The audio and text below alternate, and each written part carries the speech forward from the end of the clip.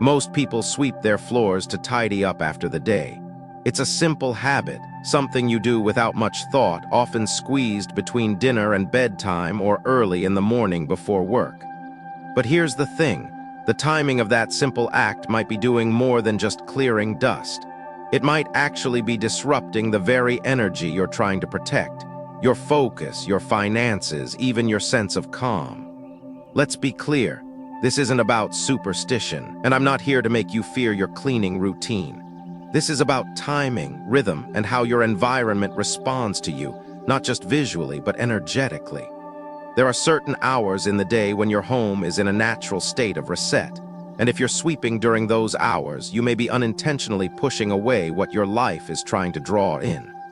Think about it like this. Would you mow your lawn at 3 a.m. or vacuum during your neighbor's dinner party? Of course not. Timing matters. And inside your home, where stress builds and energy settles, your daily actions either support that natural balance or quietly interfere with it. In this video, I'm going to walk you through what those off hours really are, why they matter, and how making one small change, something as simple as when you pick up the broom, can shift the entire feeling of your space. You don't need to believe in anything mystical. You just need to pay attention. Because sometimes it's not what you're doing, it's when you're doing it. That makes all the difference.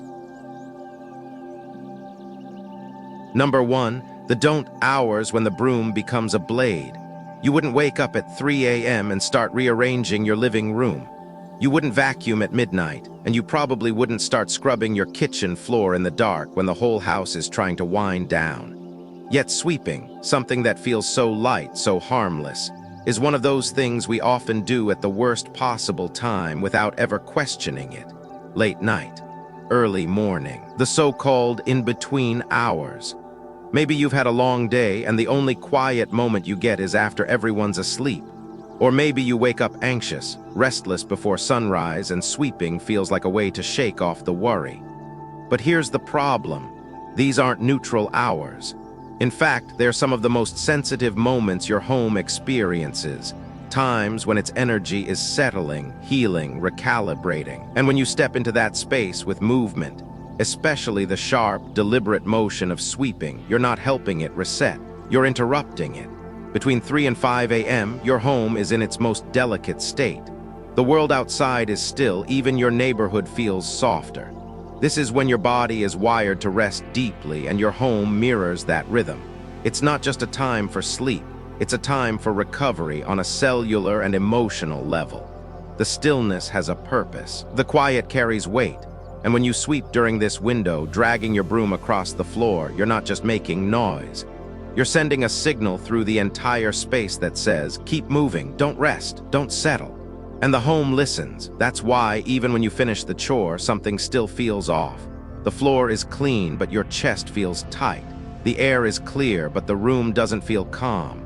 You were trying to create order, but instead you broke the rhythm. And over time, that builds. Subtle unrest, quiet disconnection, a sense that peace never fully lands. Then there's the other extreme, sweeping late at night. After dinner, after the TV is off, after the kids are in bed. You feel the urge to get everything done before tomorrow, so you grab the broom and start cleaning up the day. But energetically, that's the exact moment when your home is asking you to stop. Just stop. Because by nightfall, everything begins to draw inward. The energy that was buzzing all day is now trying to settle. Even the light knows, after sunset, the pace should shift. So when you sweep at 8 p.m. or 9 p.m., you're not just tidying up after the day. You're scattering the lessons it tried to leave behind. Think of it this way, every home absorbs, not just dust, but emotion, thought, intention. When you argue with your partner, when you laugh on the phone, when you cry quietly in the hallway, your home holds it all. And as the day closes, those fragments of experience begin to settle. They sink. They find their place. Sweeping right then isn't neutral. It's disruption. You're kicking up what was already trying to become still. And here's where it matters most. You might not see the effects the first time or the fifth. But eventually you'll start to notice small things, sleep that doesn't feel restful, mornings that start on edge, a sense of fatigue you can't explain. It's not dramatic. It's not a curse. It's just misalignment, tiny shifts in timing that slowly wear down the support your space is trying to offer. This doesn't mean you need to be rigid. Life isn't perfect, and sometimes the only time to clean is early or late. But if you do find yourself sweeping during those, don't hours. Shift how you do it. Slow your movement. Light a candle before you begin. Breathe. Say something simple, not superstitious, just intentional. Let this bring peace, not chaos. Because your home responds to your rhythm more than your reasoning. It doesn't ask for perfection. It asks for presence. And if you've ever wondered why your house still feels heavy, even when it looks spotless, this might be why. You're doing the right thing at the wrong time. You're cleaning, but you're not allowing space for what the house was already trying to do on its own. You're sweeping out stillness. And stillness is where clarity lives. There's a reason why some of the most disciplined people in the world treat the early morning with reverence. Not hustle, not noise. Reverence. They understand that action, when mistimed, creates resistance. But action, when timed with care, becomes powerful. It supports, it opens, it aligns. So the next time your hand reaches for the broom at an odd hour, pause, not forever, just for a moment. Ask yourself, am I calming the space or cutting through something it was trying to heal? Because sweeping isn't just physical, it's directional. And in the quietest hours of the day, a single careless gesture can echo far louder than you think. Number 2, the front door is not your dumping ground. Every house has one. The front door, the place where you welcome guests, sign for packages, take your first step out in the morning and your last step in at night. It's a threshold, a crossing, a quiet line between what's inside and what's not. And yet for many people, it's also become a trash exit, a release valve, the place where you sweep all your mess toward and push it out as if energy, emotion, and dust were all the same thing. But here's what no one tells you: the direction you sweep matters, especially when it leads to the most energetically important part of your home. The front door is more than an architectural detail. It's the energetic mouth of the house. In every culture where space and flow are taken seriously, whether it's ancient Feng Shui or modern environmental psychology, this doorway is sacred. It's the point of entry for everything good. Opportunity, clarity, peace, people you love, even moments of luck. And yet when you sweep your floors and send all that debris out through the front, you're not just cleaning, you're training your home to release what it was designed to receive. You might think it's harmless, quick, efficient, and on a surface level, sure, it makes sense. Sweep the dirt toward the door, get it out, done, but look closer. The direction you move in any room creates a pattern, and when that pattern is always outward, always toward the place where things are meant to arrive, you create an energetic habit of rejection. Your house doesn't know you're only getting rid of dust. All it registers is the constant push. Things go out here, not in. Over time, that repeated gesture sends a signal that becomes part of your home's language. It's subtle but real, and suddenly things stop landing. The phone doesn't ring with new opportunities like it used to. Conversations at the doorway feel shorter, more distracted. Packages arrive late. Clients hesitate. Friends cancel. You're not unlucky. You're just clearing the welcome mat every time it starts to warm up. Think about how you'd treat a guest. Would you open the door and immediately start sweeping toward them? Would you gesture for them to wait while you finish getting the mess out of the way? No, you'd clear space before they arrived. You'd open the door with presence. Not a broom, you'd signal, even silently, you are welcome here. So why not offer that same message to fortune, to peace, to the version of your life that's been trying to enter? It doesn't take much to change. The correction is simple: reverse the direction. Instead of pushing everything out the front, begin at the edges of each room, the forgotten corners under the chairs behind the door. Sweep gently inward toward the center, toward a container, a dustpan, a bin placed near a side or back door, not toward the front entrance. Because when you gather instead of eject, you're telling your space, I know what's worth releasing and I know what's worth keeping. That kind of intentionality shifts everything. And no, this isn't about getting superstitious or afraid of your own habits. It's about energetic integrity, about respecting what your home is trying to do, hold you, support you, give you space to grow. And it can't do that if you keep signaling every day that the front door is where things leave. What's more, your body feels it. When you sweep toward containment, you move more gently. You focus. Your breathing slows, and those small cues tell your nervous system you are safe. You're not rushing, you're not ejecting, you're tending, you're curating, and your space reflects that. On the flip side, when you sweep with urgency, especially out the front, your body mirrors that push. You move faster, you tighten, you breathe shallowly. You move like something needs to be thrown away quickly, and that subtle panic becomes a background frequency. It follows you into the rest of the day.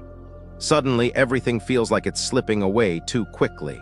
Conversations feel unfinished, tasks scatter, even your thoughts lose focus, all because your body started the morning with a message. Let it go, get it out, move fast. Again, it's not about perfection. There are times when you need to clear something out immediately, when energy is heavy and needs to be shifted. But even then, do it with care, pause, set an intention. This is for release, not rejection. Because what you sweep carries not just dust, but your mindset, your breath, your energy, and the front door. It deserves better than to become a disposal site. It deserves reverence, a candle nearby, a small plant, a sign of arrival, not departure. It deserves to feel like a threshold, not a drain. Because when it does, it starts to work in your favor. The space opens, people linger, ideas arrive, and you, maybe without realizing it, feel more rooted. So next time you pick up the broom, ask yourself, where am I sending this? Am I clearing space or pushing something away? Am I training my house to hold blessings or to constantly let them go? Because direction matters, not just in sweeping, but in how we shape our days, our attention, our lives. Let the front door be the place where things begin, not the place where everything ends. Number 3. A broken broom carries broken energy. We don't think much about our cleaning tools. The broom leans quietly in a corner, maybe behind the fridge or wedged in the laundry room. It's humble, inexpensive, replaceable. You use it, you put it back, and you move on. But here's the truth. Just because something is ordinary doesn't mean it's neutral. And when it comes to the broom, your most basic tool for shifting the energy of a room, it becomes a mirror of your pace, your intention, and sometimes your neglect. Look closely at your broom. Is the handle chipped? Are the bristles frayed, bent, or coated in dust from last week? Does it sit out in the open, slumped against the wall, waiting? Or has it been tucked away, cared for, replaced when needed? These small details don't just reflect how you treat your tools, they reflect how you treat the space you live in. And by extension, how you treat yourself. A broken broom may still move dust, but it carries more than dirt.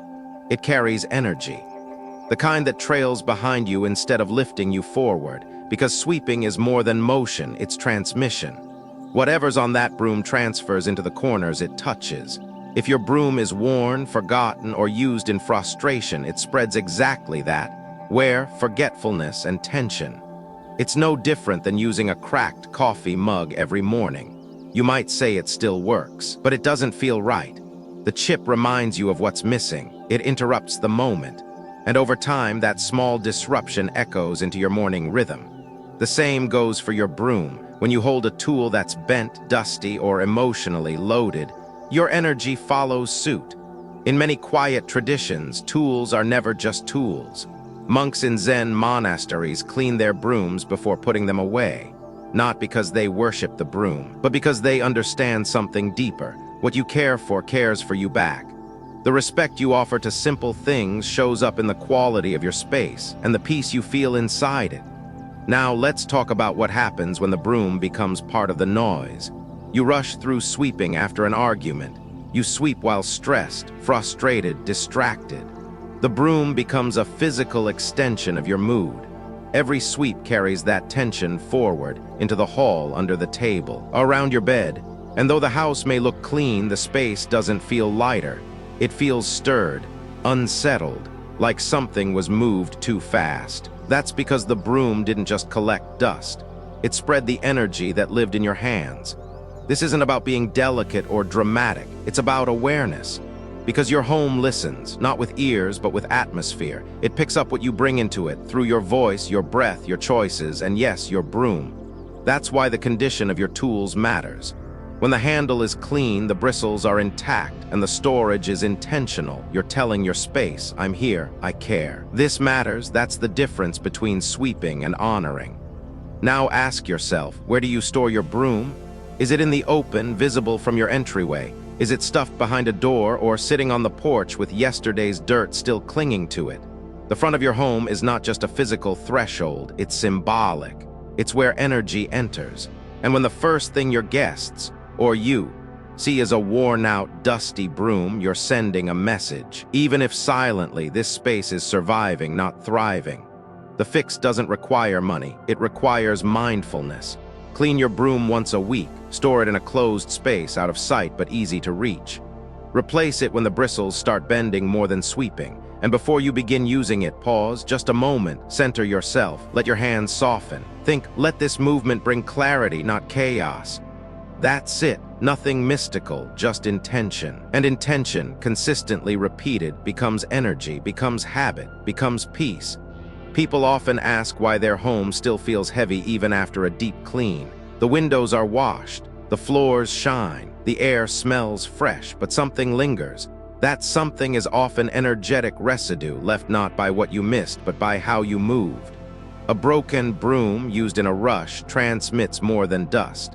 It spreads all the emotion you forgot to release. So if you've been feeling off in your space, tired, restless, disconnected, don't just look at your routines. Look at the tools you're using to shape them. Because when your broom is broken, it's not just the bristles that suffer. It's your sense of ease, your flow, your ability to settle in your own home. Treat the broom as an extension of you, not because it's magical, but because you are. You shape the room more than you realize, and the tools in your hand amplify that shaping. Hold them with care, replace them with awareness, store them with respect, and they'll return the favor in quiet, powerful ways. Because in a well-tended space, even the broom remembers what you're trying to create and helps you carry it through. Number 4, when your heart is loud, don't touch cold floors. You know those days when everything feels sharp. The words you didn't mean to say, the look that lingered too long, the frustration that rises without warning. Maybe you had an argument, maybe you're overwhelmed, maybe you're just tired of holding it all together, and suddenly out of nowhere the urge hits. You pick up the broom, not to clean, but to do something, anything. Because movement feels better than sitting still in what you're feeling. So you sweep, not because the floor is dirty, but because your mind is. This is where it begins, when your heart is loud and you reach for the floor to carry the weight. But here's the thing no one tells you. The energy you carry when you clean is the energy you leave behind. If you sweep while angry, the floor will remember. If you move while holding resentment, your home absorbs it. Not in some magical way. In a real, physical, biological way, your breath shortens, your movements sharpen, your tension transfers from hand to handle, from broom to floor. You are not cleaning, you are imprinting. It's no different than yelling into a pillow. Yes, it muffles the sound, but the energy is still in the room. When you sweep in emotional agitation, you're not clearing the energy.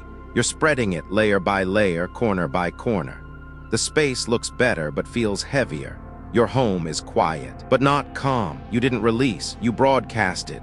In homes where energy lingers, homes that feel off even after deep cleans, this is often the reason. The space is confused. It was cleaned but not cared for, cleared but not softened. That contradiction creates a vibration your nervous system can feel. And over time, it adds up. Trouble sleeping, subtle irritability, a heaviness that doesn't match your decor. Cleaning is often treated like a way to reset. But like anything powerful, it depends on how you use it. A knife cuts bread or wounds. A broom can bring peace or carry noise, and the difference comes down to intention and timing. When your emotions are peaking, your body is dysregulated. You move too fast. You don't breathe. You forget to finish one room before you start another. And that scattered state becomes the emotional print of your home. This isn't about being emotionally perfect before every chore. We all have hard days. We all carry stress. But the key isn't to avoid cleaning when upset. It's to pause before you begin. Just long enough to check in, to soften, to let the first movement be stillness. Light a candle, turn on calming music, say nothing but exhale deeply before the first sweep. These are not rituals, they are regulation, not for your home, first for you. Because your broom doesn't just follow your hands, it follows your heart. And when your heart is loud, the room listens. If you clean from pressure, your home holds pressure. If you clean from peace, it holds peace. You felt the difference before, even if you didn't name it. Some rooms feel light, even if they are small. Others feel dense, even when they are spotless.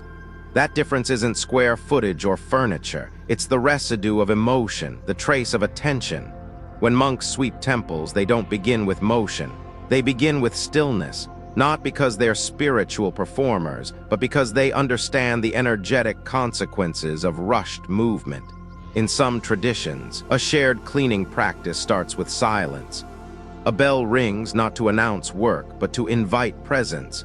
And only when the breath steadies do they begin to move. That's not ceremony, that's hygiene, and it's available to anyone. In your home, it can be as simple as waiting 5 minutes, opening a window, washing your face, playing one soft piano track. Anything that helps your body shift out of defense and into presence. Because when your state changes, your space responds. Not because the house is alive, but because you are. And your energy is what it breathes in. If you've ever cleaned your house and felt worse afterward, check your mood, not your method. Were you angry, rushed, hoping that sweeping the floor would sweep away your feelings? It doesn't work that way. Movement doesn't erase emotion, it multiplies it.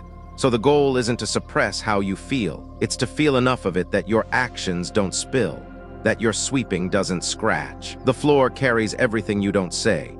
The tears that fall silently, the pacing during tough phone calls, the sighs you don't share. And when you touch it with a broom, you're speaking back to all of that. The question is, what tone are you using? So next time you feel the urge to clean in the middle of chaos, pause, not forever, just long enough to be honest. Am I calming this space or trying to control it? If you're using motion to escape your feelings, the room will hold that escape. If you're using it to ground yourself, the room will hold you better. Let the first sweep come after stillness. Let your breath lead. Let your home feel the shift, not just of dust, but of your energy settling. That's the kind of cleaning that actually clears something. Because when your heart is loud, the floor doesn't need to hold your echo. It needs to hold your calm. Number 5. Some mornings don't need a broom, they need space. There are mornings that don't need your to-do list. They don't need noise, movement, or even a fresh start. They just need space. But what do most of us do the moment our eyes open? We jump into motion, wipe down counters, straighten pillows, sweep the floors. And not because the house is messy, but because doing gives us the illusion of control. Because if the space looks clean, maybe we'll feel clean inside too. But here's the truth most people miss. Some mornings aren't calling for motion, they're asking for reverence. Think about the quiet just before sunrise. The light is soft, the air still, the whole world paused. It's not laziness, it's grace. And that same grace exists inside your home.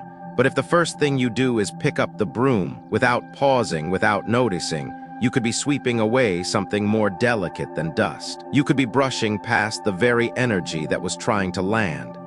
There are certain mornings, the first day of the month, a birthday, a holiday, even an ordinary day after a hard week, when your home is not dirty. It's simply shifting. It's carrying the weight of memory, the hum of transition. These are mornings that deserve space, not scrubbing. Because what's rising inside your house is not clutter, it's clarity. It's easy to forget that your home has rhythms too. There are moments when the energy wants to breathe, to rise, to gently settle into new corners. And when you come in too fast with noise and movement, even well-meaning movement, you disturb what was about to bloom. It's like opening the oven before the cake has set. The timing was close. The intention was good, but the result falls flat. In American culture, we are taught to act, to fix, to move. We confuse stillness with laziness and silence with absence. But the most powerful spaces are the ones that know when to wait. That's why so many people feel emotionally off on days that should feel fresh.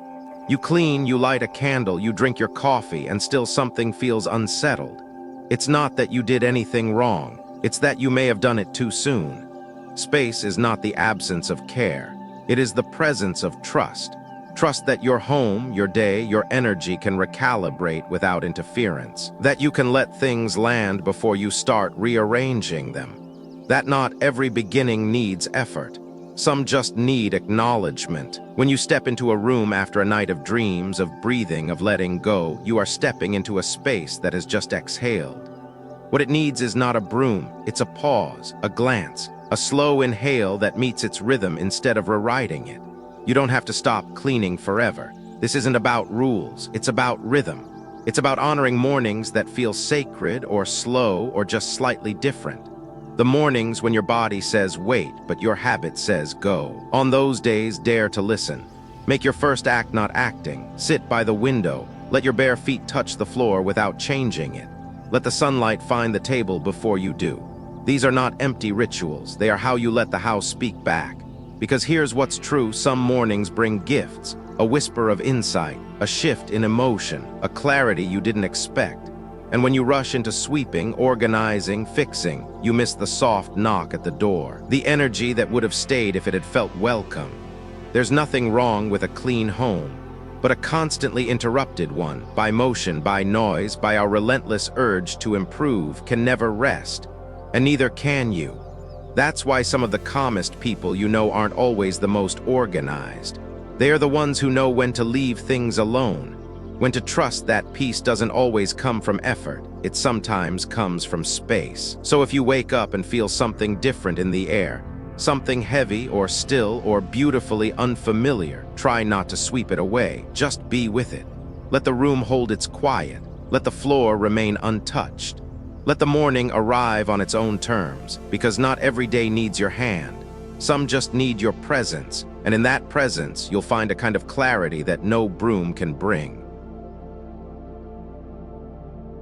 Final, if you've made it this far, you already understand. Sweeping your home isn't just about removing dust. It's about how you move through your space, how you carry your energy, and how you choose to meet the quiet moments that speak the loudest. Whether it's the hour you clean, the direction you sweep, the condition of your broom, or the state of your heart, everything you do in your home leaves an imprint. And those imprints shape more than rooms. They shape how you feel inside them. It's easy to underestimate the impact of simple habits. We think it's just sweeping. But the truth is, your environment responds to more than your actions. It responds to your presence. When you slow down and tend to your space with awareness, you create more than order. You create alignment. A home that feels calm not because it's spotless, but because it has been touched with care. There is no perfect time, no perfect method, no perfect broom. There's only the question, am I supporting peace or disturbing it? And that question, asked with honesty, will guide you better than any rule ever could. To everyone watching, thank you for taking time today to reflect, to notice, to consider the parts of your home and your habits that often go unseen. I hope something in these words helped you feel more connected to the space you live in, and maybe even to yourself. And if your day feels heavy, if your floor feels loud, or if your heart feels unsettled, may you find one quiet breath, one small pause, and one gentle moment of stillness to begin again. Wishing you clarity, warmth, and a home that holds you kindly.